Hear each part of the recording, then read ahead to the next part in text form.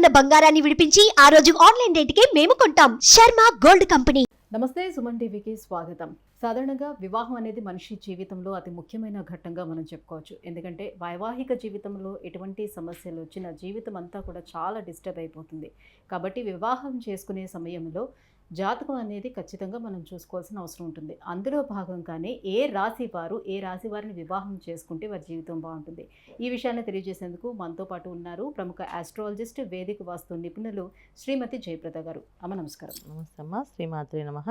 అమ్మ, ఇప్పుడు వివాహం అనేది నేను చెప్పినట్టుగా చాలా ముఖ్యమైనటువంటి ఘట్టం. అది అమ్మాయికైనా అబ్బాయికైనా. సో వైవాహిక జీవితంలో ఎటువంటి సమస్య వచ్చినా కూడా టోటల్గా మన కెరియర్ అంతా కూడా పాడైపోతుంది కదా.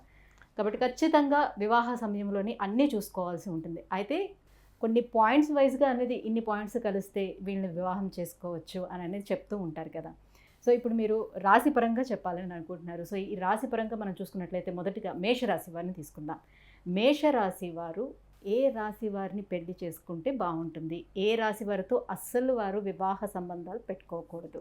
ఒకప్పుడు మనకి మీరు చెప్పినట్టుగా గుణమేళ ఘనమేళ అని చెప్పేసి నక్షత్ర పొంతన మొత్తం అన్నీ కూడా చూసేవారు. దాని ప్రకారం 36 పాయింట్లు రావాలి ఒక వివాహానికి. 2 సంబంధాలు కలవాలంటే 36 పాయింట్లు రావాలి. 36 పాయింట్ల నుంచి ఏమైందంటే లాస్ట్కి ఒక 13 వచ్చినా వివాహం చేద్దాం. ఎందుకంటే అమ్మాయిలు దొరకక, ఆయన అనుకున్న సంబంధాలు దొరకక, కొన్ని విషయాల్లో కాంప్రమైజ్ అయ్యి ఫ్యామిలీస్, మంచి ఫ్యామిలీస్, మన ఇంట్లో వాళ్ళు కొంతమంది ఇంట్లో వివాహాలు చేసుకోవడం. దానివల్ల ఏంటంటే అన్ని పాయింట్లు రాకపోతే ఉంది, మనకు తెలిసిన అమ్మాయే కదా, అన్ని విషయాలు తెలిసిందే కదా, మనకు తెలిసిన అబ్బాయే కదా, అన్నీ తెలిసినవే కదా అని చెప్పి ఇలా లెక్కల్లో మొత్తానికి మైనస్ చేసుకుంటూ పర్లేదండి అని చెప్పేసి 36 నుంచి ఇవాళ 13 వచ్చిన చేస్తున్నారు వివాహం. ఇంకా లాస్ట్కి ఏమైందంటే అసలు పాయింట్స్ సంగతి పక్కన పెట్టి, జాతకాలు పక్కన పడేసి అసలు ఓన్లీ మనుషుల సంబంధం ప్రకారంగా అంటే ఆ అమ్మాయిని లవ్ చేసాం పెళ్లి చేసుకోవాలి, ఈ అబ్బాయిని లవ్ చేసాం పెళ్లి చేసుకోవాలి. సో ఇలా చేసుకోవడం వల్ల చాలా వరకు ఏంటంటే బై డిఫాల్ట్ అదృష్టం బాగుండి లవ్ చేసి పెళ్లి చేసుకున్నా కలిసి ఉంటున్నారు. బై డిఫాల్ట్ జాతకం బాగాలేకపోయి ఇబ్బందులు పడితే విడిపోయిన వాళ్ళు ఉన్నారు. ఇప్పుడు లవ్ చేసి ప్రతి ఒక్కళ్ళు పెళ్లి చేసుకుని హ్యాపీగా ఉన్నారంటే లేదు. అలాగే పెద్దవాళ్ళు కుదిర్చిన పెళ్లి చేసి వాళ్ళు హ్యాపీగా ఉన్నారా అంటే అది లేదు. సో ఈ క్వశ్చన్స్ ఏంటంటే ఇక్కడ ఏమనుకుంటారంటే అందరూ ఎందుకు అవ్వట్లేదు, ఇలా చేసినా అవ్వట్లేదు, అలా చేసినా అవ్వట్లేదు, దీనివల్ల ఏంటి అని అంటే చాలామంది ఏమంటారు, మన కర్మ, మన తలరాత, అది ఎలా ఉంటే అది జరుగుతుంది, మన చేతుల్లో ఏమీ లేదు అని అనుకుంటారు. కానీ నేను అనాలిసిస్ చేసిన విషయంలో ఏంటంటే కొన్ని రాశి తత్వాలు, కొన్ని లక్షణాలు, ఒక్కొక్క మనిషికి ఒక్కొక్క లక్షణం ఉంటుంది. సో ఆ లక్షణాలు తగ్గట్టుగా మనం వివాహం జరిపిస్తే కనుక కలిసి ఉంటారు. పూర్వం అయితే ఏంటంటే ఇలాంటి విషయాలు అసలు అవసరమే లేదు. ఇప్పుడున్న జనరేషన్కి మగపిల్లలతో పాటు ఆడపిల్లల్ని సమానంగా చదివిస్తున్నాం. సో చదువుకుంటున్నారు, వాళ్ళతో పాటు వీళ్ళు ఎంత చదవంటే అన్ని చదువులు చదివిస్తున్నారు తల్లిదండ్రులు. అది చాలా వరకు మంచి విషయమే. కానీ అదే విషయం కొంతవరకు చాలామందికి మైనస్. ఎంత చదవాలి అంటే చదువుకుంటూ వెళ్ళిపోతూ ఒక 30-40 ఏళ్ళు వచ్చే వరకు చదువుతూ ఉంటే ఎప్పుడు పెళ్లి చేసుకుని ఎప్పుడు వీళ్ళు సంతానం అవన్నీ కలుగుతుంది, ఇవన్నీ ఆలోచించట్లేదు, చదివిస్తూ వెళ్ళిపోతున్నారు. ఈ చదివించి వెళ్ళిపోవడమే మనకి మెయిన్ ఒక విధంగా డ్రాబ్యాక్. ఆడపిల్లలకి మగపిల్లలు సమానం చదువుకోవడం వల్ల పెళ్ళిళ్ళు చేసుకోవట్లేదు, వాళ్ళు నచ్చిన విషయాలు చేసుకోవట్లేదు. ఇలాంటి మనస్తత్వాలు ఉన్నప్పుడు ఇప్పుడు మనం ఖచ్చితంగా వీళ్ళకి లక్షణాలు కనుక, ఇప్పుడు ఒక అమ్మాయి ఇంట్లో అమ్మాయిలాగా ఉంటుంది కానీ అబ్బాయి లక్షణాలు నేను, సో పొద్దున్నే లేవదు అండి, పని చేయదు, ఇంట్లో పని ఏం చేయదు, 10 వడ్డించడం రాదు, వంటడం రాదు, 2 రావు. సో వాళ్ళు 10ంటికి 11ంటికి లేచి ఆఫీస్ రెడీ అయ్యి ఆఫీస్కి వెళ్ళిపోతుంది, సంపాదిస్తుంది, శాలరీ వస్తుంది. సరే ఈ అమ్మాయి శాలరీ బాగుంది, ఉద్యోగస్తురాలు అని చెప్పి ఎవరైనా వివాహం చేసుకోవచ్చు. అయితే ఆ అబ్బాయి కూడా సేమ్ అదే తత్వం ఉందనుకోండి, అప్పుడు వీళ్ళిద్దరు కొట్టుకుంటారు కదా. కానీ ఇంతకు ముందు రోజుల్లో మ్యామ్ అందరికీ మీ అమ్మాయికి వంట వచ్చా, లేకపోతే ఎలాంటి హాబీస్ ఉన్నాయి, ఇవన్నీ తెలుసుకునేవారు. కానీ ఇప్పుడు అందరూ కూడా ఏం చదువుకుంది, ఎక్కడ జాబ్ చేస్తుందని అడుగుతున్నారు వాళ్ళు కూడా. ఒక 20 years బ్యాక్ నన్న, ఇప్పుడు మారిపోయింది. ఇప్పుడు రివర్స్ ఎలా అయిపోయిందంటే అబ్బాయికి వంట వచ్చా, మా అమ్మాయికి రాదు, మీ అబ్బాయికి వచ్చా అని అడుగుతున్నారు. అలా అయిపోయింది ఇప్పుడు పరిస్థితి. అలాగా తయారైంది కనుక ఖచ్చితంగా లక్షణాలు అంటే ఇప్పుడు అందుకే ఏంటంటే అట్లీస్ట్ అమ్మాయికి రాకపోతే కనీసం అబ్బాయికైనా రావాలి కదా వంట చేసుకుని, ఇద్దరు ఏదో ఒకటి చేసుకుని తినాలి కదా. ఇప్పుడు వాళ్ళు చేయాలి వీళ్ళు చేయాలని రూల్స్ లేవు. ఇప్పుడు ఇద్దరు సమానం అయిపోయింది కనుక ఎవరో ఒకరు కనీసం వచ్చి ఉండాలి కదా. సో అందుకని ఇప్పుడు మనం రాశి లక్షణాలు చెక్ చేస్తున్నామన్నమాట. సో అందుకని ఇప్పుడు మేషరాశి అమ్మాయిలు అనుకోండి, సో మేషరాశి అమ్మాయిలు వృషభ రాశి అబ్బాయిలు చేసుకోవడం వల్ల హ్యాపీగా ఉండరు, ఎందుకంటే వాళ్ళకి కావాల్సిన ఎనర్జీస్ వీళ్ళు ఇవ్వలేరు. అలాగే అబ్బాయిలు అనుకోండి, మేషరాశి అబ్బాయిలు, వృషభ రాశి అమ్మాయిలు వాళ్ళ తగ్గట్టుకు వీళ్ళు ఉండలేరు. అలాగే మీనరాశి, సో ఇక్కడ మేషం పక్కన అటుపక్క మీనము, ఇటుపక్క వృషభం. ఈ 2 రాశి లక్షణాలు పూర్తిగా విరోధ స్వభావాలు అన్నమాట.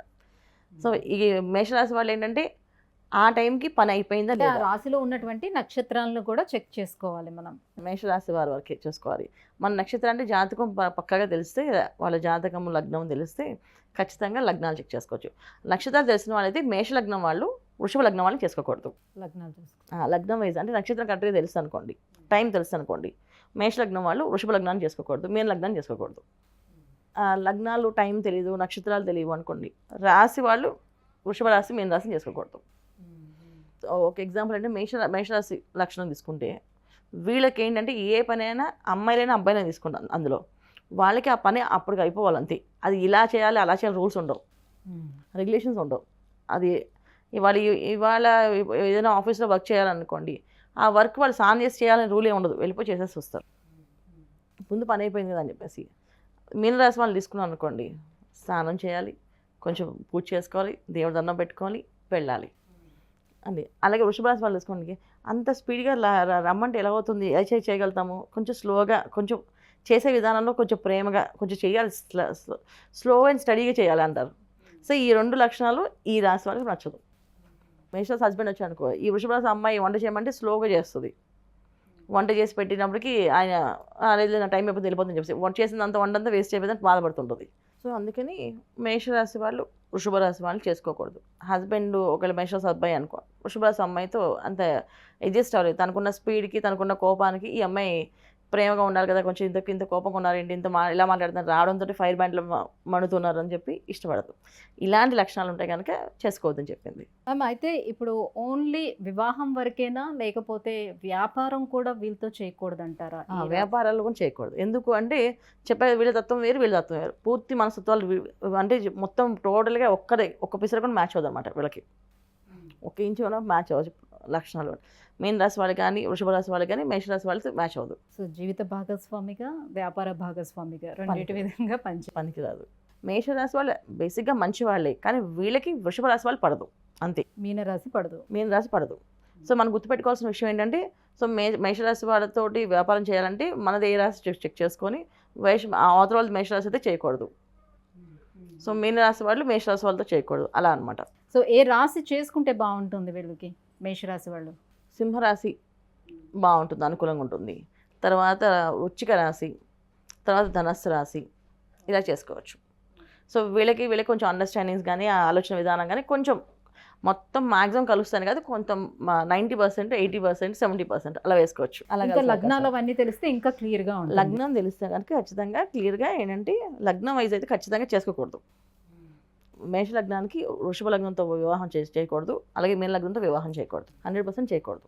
అమ్మ, మేషరాశి వారు ఏ రాశి వారితోటి వివాహం చేసుకుంటే బాగుంటుంది, ఎవరిని చేసుకోకూడదు, ఈ విషయాలన్నీ కూడా తెలియజేసినందుకు ధన్యవాదాలు. నమస్తే అమ్మ. శ్రీమాత్రే నమః.